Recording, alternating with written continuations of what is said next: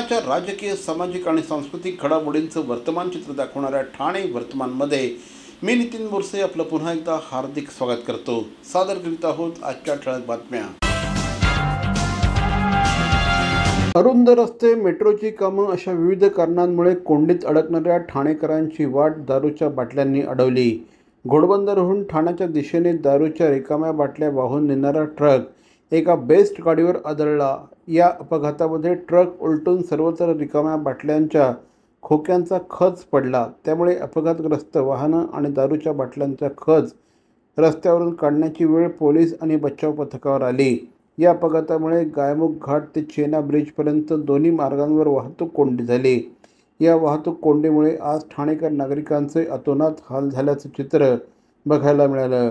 मंगळवारी पहाटे 3:30 वाजताच्या सुमारास गुजरातहून मुंबईत एक ट्रक येत होता। त्यामुळे मद्याच्या रिकाम्या बाटल्यांचे खोके होते। हा ट्रक गायमुख घाटात आला असता वाहन चालकाचा ट्रकवरील नियंत्रण सुटलं आणि ट्रक येथील बेस्टच्या बसगाडीला धडकला।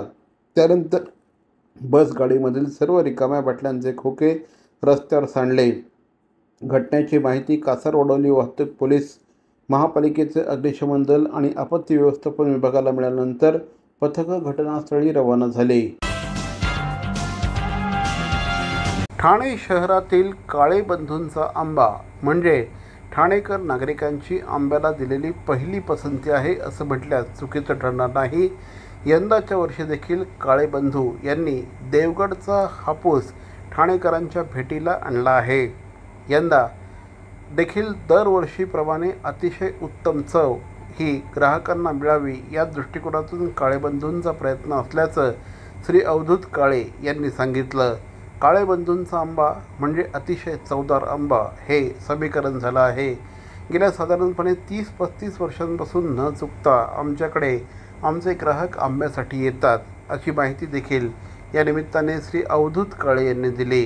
या वर्षी सीझन 25 वर्षातला सगळ्यात कमीचा सीझन आहे आणि ह्या वर्षी सीझन जरा मार्चमध्ये लेट गेला। साधारण 15 मार्चनंतर याची सुरुवात झाली आणि 5 एप्रिलनंतर थोड्या आवक वाढतील आणि 10 मेला परत सीझन संपतोय। असं एकदम विचित्र वर्ष आहे। 1998 नंतर यंदाचं वर्ष हे सगळ्यात कमीचं वर्ष आहे। आता आपल्याकडे हापूस आणि पायरी हे 2 प्रकारचे आंबे आलेले आहेत। आता पाडवा आहे त्यामुळे पाडव्यानिमित्त आता हापूस आणि पायरी दोघांनाही आता फुल डिमांड आहे।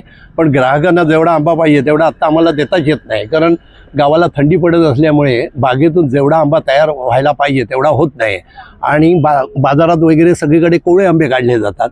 तर त्यामुळे त्या कोवळ्या आंब्यांना काहीच चव नाही, तो पचपचीत पपईसारखा लागतो। आपण एकदम मॅच्युअर्ड झालेला तेवढाच आंबा झाडावरून तोडतो, त्यामुळे आपल्याकडे आवक एकदम कमी आहे। गेल्या 10 दिवसांपासून कोपरी परिसरामध्ये सुरू असलेल्या धर्मवीर आनंद दिघे प्रतिष्ठानच्या चैत्र नवरात्रोत्सवाच्या काल सांगता झाली। काल देवीच्या ढोल ताशांच्या गजरामध्ये जयघोष करत शोभायात्रा काढून राज्याचे उपमुख्यमंत्री एकनाथ शिंदे यांच्या उपस्थितीमध्ये देवीचं विसर्जन मासुंदा तलावामध्ये करण्यात आलं। यावेळेस श्री एकनाथ शिंदे हे सहकुटुंब उपस्थित होते। ठाणे पूर्वकडील कोपरी येथील संत तुकाराम महाराज मैदानामध्ये गेले 10 दिवस हा सोहळा रंगला होता। या कालावधीमध्ये विविध मान्यवरांनी या ठिकाणी आपली कला सादर केली होती। लाखो भाविकांनी या ठिकाणी येऊन देवीचं दर्शन घेतलं होतं। अनेक मान्यवरांनी या ठिकाणी येऊन देवीचं दर्शन घेतलं होतं।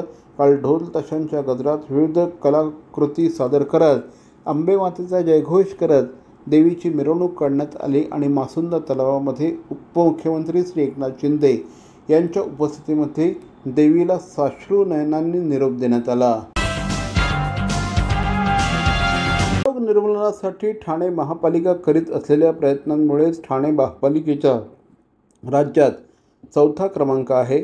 ठाणे शहर 100% क्षयरोग मुक्त करण्यासाठी प्रभाग समिती निहाय नागरिकांची काटेकोरपणे तपासणी करावी, यासाठी क्षयरोग विभागाला अतिरिक्त मनुष्यबळ उपलब्ध करून देण्याच्या सूचना खासदार नरेश म्हस्के यांनी प्रशासनाला दिल्या। क्षयरोग मुक्त मूल्यांकनात ठाणे शहर 4थ्या क्रमांकावर असल्याबाबत खासदारांनी महापालिका आयुक्त सौरभ राव यांच्यासह क्षयरोग विभागातील सर्व अधिकारी आणि कर्मचाऱ्यांचं अभिनंदन देखील केलं। क्षयरोग निर्मूलनाकरता आमचे सर्व डॉक्टर्स, माननीय आयुक्त सौरवराव यांच्या मार्गदर्शनाखाली डॉक्टर प्रसाद पाटील आणि पूर्ण टीम रात्रंदिवस मेहनत करत असते, स्वतःचा जीव धोक्यात घालून काम करत असते आणि देशामध्ये क्षयरोग निर्मूलनामध्ये आमची महानगरपालिका 4थ्या स्तरावर आहे आणि त्यासाठी आम्हाला मदत करणाऱ्या सर्व संस्था असतील, कर्मचारी असतील, त्यांचा सत्कार या ठिकाणी माझ्या हस्ते करण्यात आला होता. त्या सगळ्यांचं अभिनंदन आणि आभार मानण्याकरता मी आज या ठिकाणी उपस्थित होतो.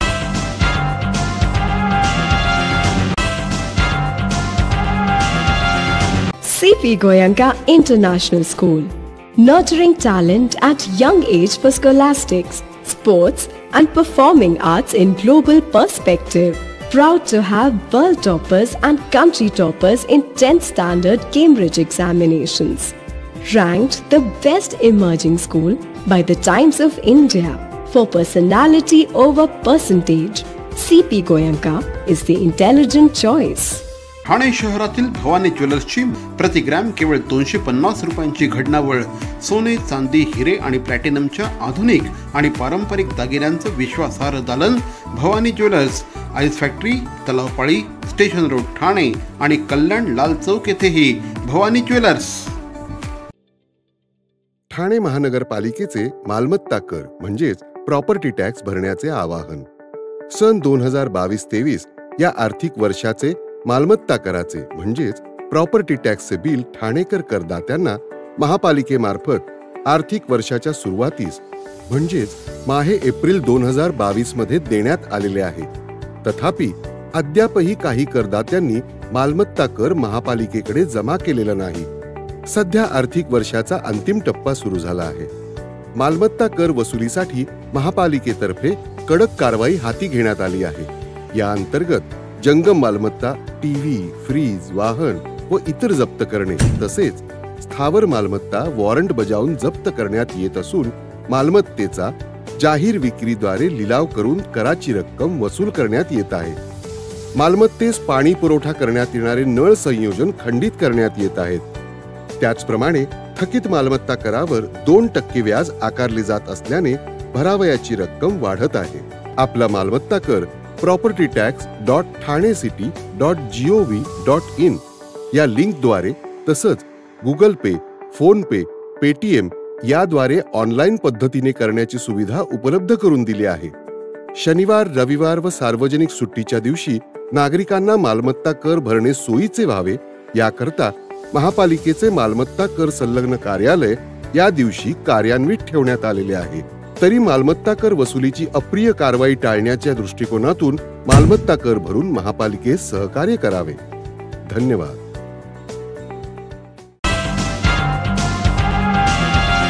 ठाणे शहरातील गडकरी रंगायतन पुन्हा एकदा नव्या दिमाखामध्ये मे महिन्यापासून नाट्यरसिकांच्या सेवेमध्ये रुजू होईल अशी माहिती आज खासदार श्री नरेश म्हस्के यांनी दिली आहे. आज खासदार नरेश म्हस्के यांनी ठाणे महानगरपालिकेच्या गडकरी रंगायतनच्या दुरुस्ती कामाचा आढावा घेतला. यावेळेस त्यांच्यासह दिग्दर्शक विजू माने, त्याचप्रमाणे प्रसाद कांबळे यांच्यासह अनेक मान्यवर उपस्थित होते.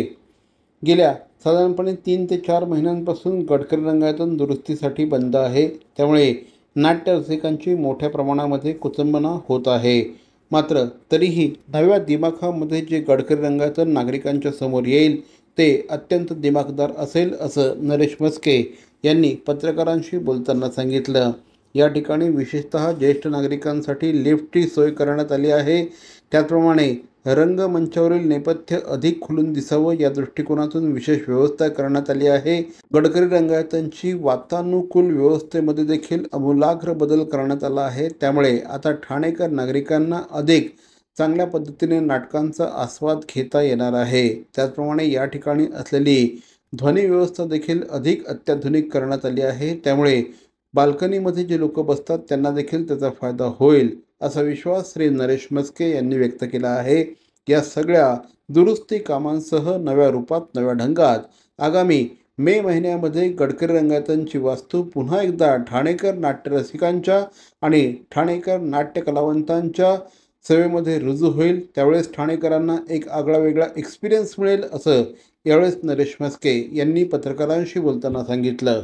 आपण नेहमीच म्हणतोय की उपमुख्यमंत्री एकनाथ शिंदेसाहेब यांच्या नेतृत्वाखाली ठाणं बदलतंय. त्याचाच हा एक भाग जे गडकरी रंगायतन ठाण्याचं भूषण आहे.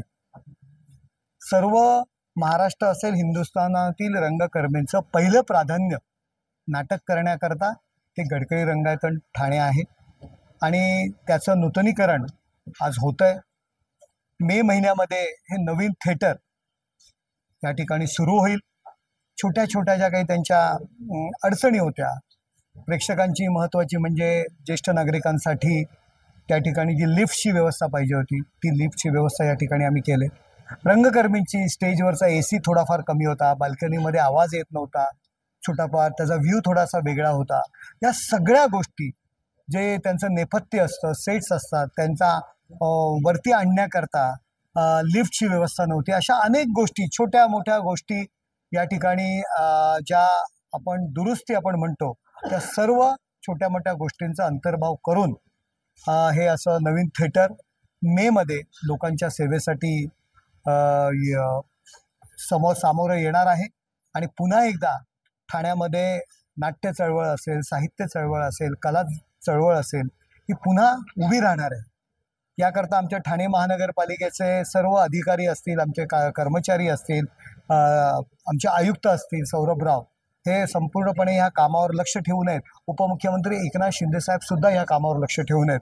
कालच त्यांनी या ठिकाणी जेव्हा आम्ही देवीचं विसर्जन होतं आणि मला निर्देश दिले की त्याचं तुम्ही काम बघून घ्या कुठपर्यंत आलं आहे. आणि आज आम्ही जी काही रंगकर्मी आहेत म्हणजे नाट्य निर्माते संघाचे अधिकारी पदाधिकारी आहेत, आमच्या ठाण्यातील चित्रपट नाट्यसृष्टीशी संबंधित या ठिकाणी आमचे विजुमाने असतील, आमचे नाट्य परिषदेचे नरेंद्र बेडेकर असतील, आमचा जे नाट्य आपण म्हणतो मॅनेजमेंट त्यांचा दिगंबर प्रभू आहेत, मच्छिंद्र आपला प्रसाद कांबळी आहे, संतोष कणेकर आहेत. ही नाट्य चळवळीतील जे नाट्य व्यवसाय या ठिकाणी कलाकारांचे प्रतिनिधी आहेत, नाट्य निर्मात्यांचे प्रतिनिधी आहेत, यांना सुद्धा आम्ही या ठिकाणी बोलवलेलं आहे. आणि त्यांच्या काही समस्या आहेत, त्यांच्या काही सूचना आहेत, या सर्व सूचनांचा अंतर्भाव करून हे नवीन थिएटर मे महिन्यामध्ये लोकांच्या समोर येणार आहे. त्यामुळेच अभिमान वाटतो की ठाण्यात गडकरी रंगायतनसारखी वास्तू आहे. आणि सगळ्यात महत्त्वाचं म्हणजे आता आम्ही प्रसाद आहे, संतोष आहे, मी आहे, इकडे दिगंबर आहे, आम्ही सगळे नाट्यकर्मी रंगकर्मी इथे आहोत. पण आम्हा सगळ्यांना कसं काय हवं आहे हे जातीने लक्ष घालून आमचे खासदार नरेश म्हस्के इथे आहेत की ते सुद्धा मूळचे रंगकर्मी असल्यामुळे कदाचित त्यांच्या आत ते असेल. पण आम्हाला अभिमान वाटतो की ठाण्यातली ही अभिमानास्पद वास्तू, ठाण्याचं ज्या ज्या वेळेला आपण बाहेर ठाणं म्हणजे तर त्यावेळेला चित्र पहिलं गडकरी रंगायतन समोर येतं. ती वास्तू इतकी उत्तम घडते आहे नवीन. म्हणजे मी महापालिका प्रशासनाचं पण खरंच कौतुक करेन की इतकं सुंदर काम, इतकं मन लावून काम केलं. प्रत्येक ठिकाणी आम्ही कानाकोपरा बघितला. शिवाय आम्हा सगळ्या रंगकर्मींची योग्य ती काळजी म्हणजे मेकअप रूम छान झालेत, आमचे विशेषतः वॉशरूमची व्यवस्था आमची कायम कळीचा मुद्दा असायचा. प्रेक्षकांसाठी म्हणजे विशेषतः ज्येष्ठ नागरिकांना वरपर्यंत येण्याला जो त्रास होत होता तो त्रास आम्ही अनेकदा म्हस्के साहेबांना सांगितलं होतं आणि त्यांनी त्याची एक काळजी घेऊन इथे लिफ्ट बसवलेली आहे, जी पहिल्यांदा गडकरी रंगायतनच्या स्थापनेपासून पहिल्यांदा अशी काहीतरी व्यवस्था आली.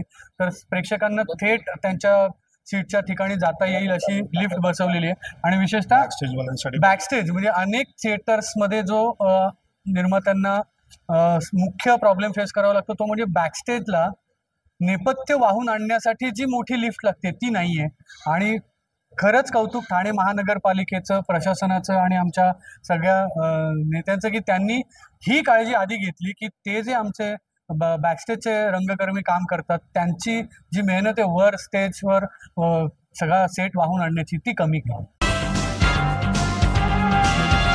ठाणे महानगरपालिकेच्या स्वतःच्या पाणीपुरवठा योजनेअंतर्गत मानकोली MBR येथे मुख्य जलवाहिनीला गळती होत असून गळती बंद करणं आवश्यक आहे. तसंच स्वतःच्या पाणीपुरवठा योजनेअंतर्गत पिसे ते टेमघर जलशुद्धीकरण केंद्रापर्यंत मुख्य जलवाहिनीवरील अनधिकृत जोडण्या खंडित करण्यासाठी बुधवार दिनांक 9 एप्रिल रोजी सकाळी 9 ते रात्री 9 वाजेपर्यंत शटडाऊन घेऊन सदरची कामं करण्याचं नियोजन महापालिकेच्या वतीने करण्यात आलं आहे.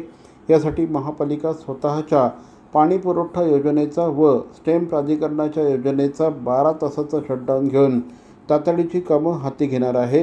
त्यामुळे 9 एप्रिल रोजी सकाळी 9 ते रात्री 9 वाजेपर्यंत Ghodbunder road, Lokmanyanagar, Vartaknagar, Saket, Rutupark, jail, Gandhinagar, Rustomjee, Siddhachal, Indiranagar, Rupadevi, Shrinagar, Samtanagar, Siddheshwar, eternity, Johnson, Mumbra आणि कळव्याचा भाग या परिसरामध्ये 12 तासांसाठी पूर्णपणे पाणीपुरवठा खंडित करण्यात येणार आहे.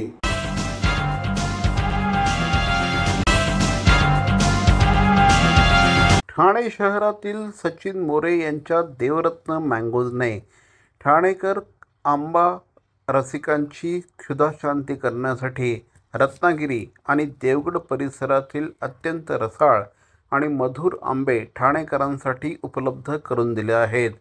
ठाणे शहरातील घंटाळी परिसरातील सत्यम कलेक्शनसमोर देवरत्न मँगोजचे हे आंबे उपलब्ध झाले आहेत. रत्नागिरी आणि देवगड परिसरातील ठराविक बागांमधील अत्यंत चांगले दर्जाचे आंबे या ठिकाणी उपलब्ध करून दिले असल्याची माहिती सचिन मोरे यांनी दिली आहे. संपूर्ण देशभरामध्ये रत्नागिरी आणि देवगडच्या आंब्यांना प्रचंड मोठ्या प्रमाणात मागणी असते. त्यामुळे अनेकदा काही जणांच्या माध्यमातून यात भेसळ देखील होत असते. कुठलाही आंबा रत्नागिरी अथवा देवगडचा सांगून त्यावर आपली उपजीविका करणाऱ्यांची देखील संख्या कमी नाही आणि त्यामुळेच देवरत्न मँगोजने खास रत्नागिरी आणि देवगड परिसरातीलच आंबे या ठिकाणी उपलब्ध करून दिले असल्याची माहिती श्री सचिन मोरे यांनी दिली. या व्यतिरिक्त इथे कोकणातला मेवा देखील उपलब्ध आहे, कोकम सरबत आहे, त्याचप्रमाणे विविध प्रकारची लोणची, पापड यांची देखील अत्यंत चांगली व्हरायटी या ठिकाणी उपलब्ध आहे. ठाणेकर नागरिकांनी या ठिकाणी एकदा तरी भेट द्यायलाच हवी. आपल्याकडे देवगड आणि रत्नागिरी या भागातील सर्वत्र आंबा आपल्याकडे उपलब्ध आहे. मुबलक प्रमाणामध्ये होलसेल दरामध्ये किरकोळ विक्री चालू आहे. ठाणेकरांना एक आव्हान राहील की आपण सर्वांनी देवरत्न आंब्याचा आस्वाद घ्यावा. आणि कोकण मेवा हा पूर्ण आहे. पापडापासून चिंच वगैरे, कैरी पन्ने वगैरे या सगळ्या गोष्टी आहेत, लोणची वगैरे, पापड वगैरे.